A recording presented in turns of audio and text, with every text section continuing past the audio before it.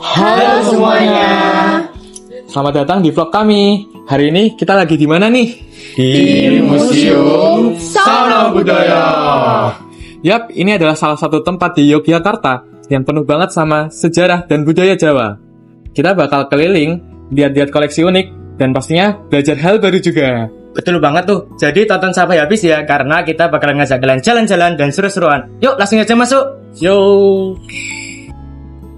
Museum Sauna Budaya dulunya adalah sebuah yayasan yang bergerak dalam bidang kebudayaan Jawa, Madura, Bali, dan Lombok. Yayasan ini berdiri di Surakarta pada tahun 1919 bernama Java Institute.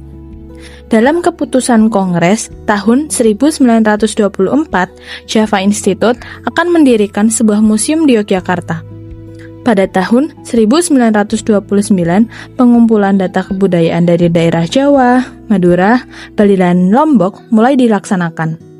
Peresmian Museum Sauna Budaya dilakukan oleh Sri Sultan Hamengkubuwono ke-8 pada tanggal 6 November 1935 tahun Masehi.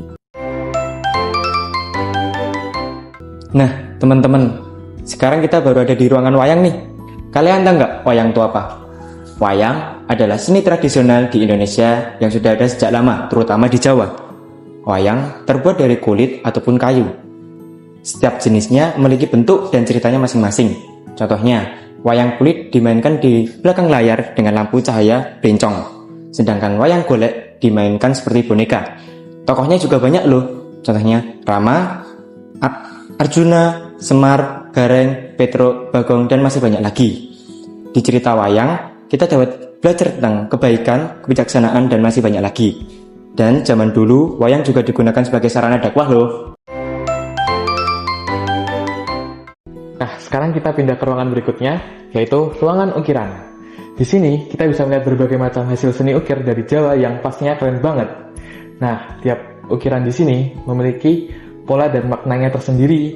Ada yang bentuknya seperti tumbuhan, hewan, sampai motif-motif khas Jawa. Nah, biasanya ukiran-ukiran ini tuh dibuat dari kayu jati. Nah, menariknya, ukiran nggak cuma dipakai buat hiasan aja, tapi juga buat bagian rumah tradisional Jawa, seperti pintu atau jendela.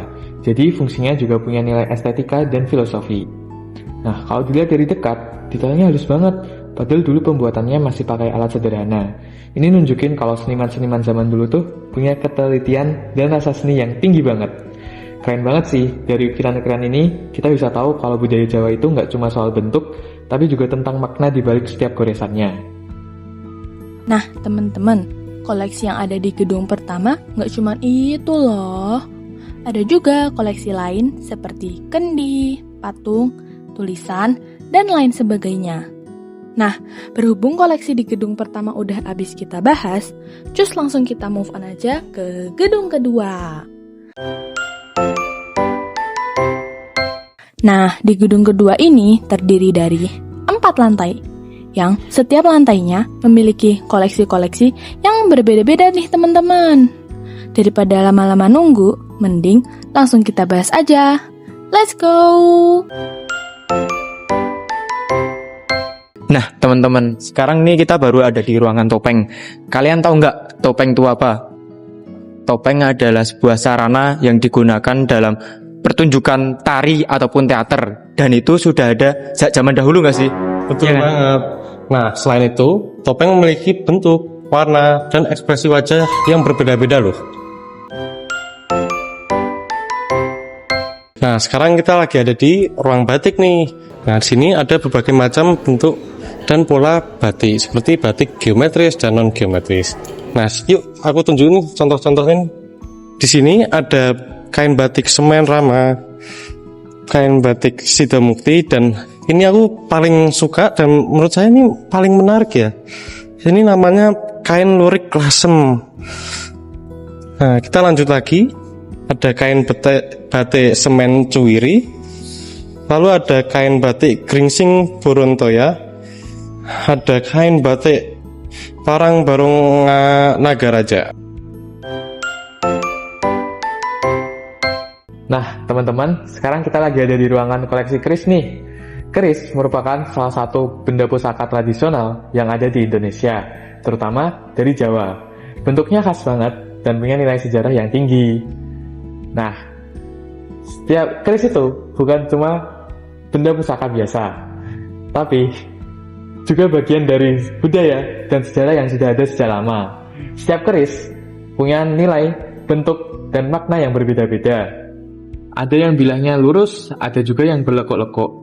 Lekuknya ini disebut lok, dan yang jumlahnya punya arti tertentu. Dulu, keris sering dianggap sebagai simbol kehormatan dan jadi jati diri seseorang. Jadi, bukan cuma benda pajangan, tapi punya nilai sejarah dan makna yang dalam banget. Keren banget ya, gimana orang zaman dulu bisa bikin karya seindah ini. Nah, itu dia perjalanan kami seharian ini. Semoga teman-teman terhibur dengan vlog kami ya. See you!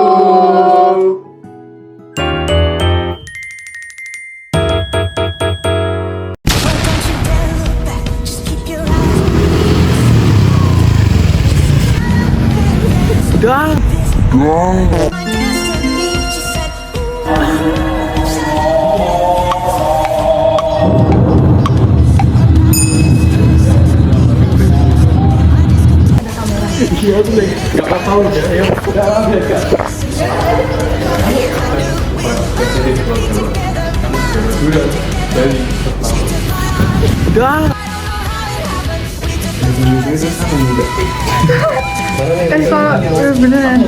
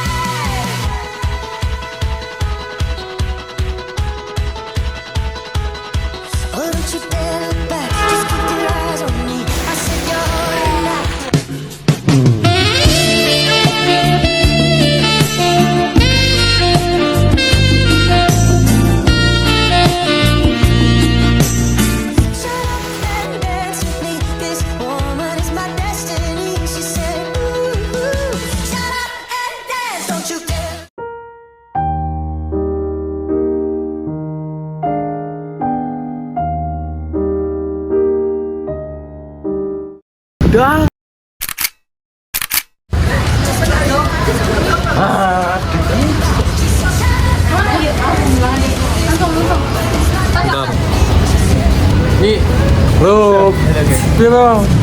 Halo semuanya. selamat datang di vlog kami. Hari ini kita ada lagi di mana nih? Sono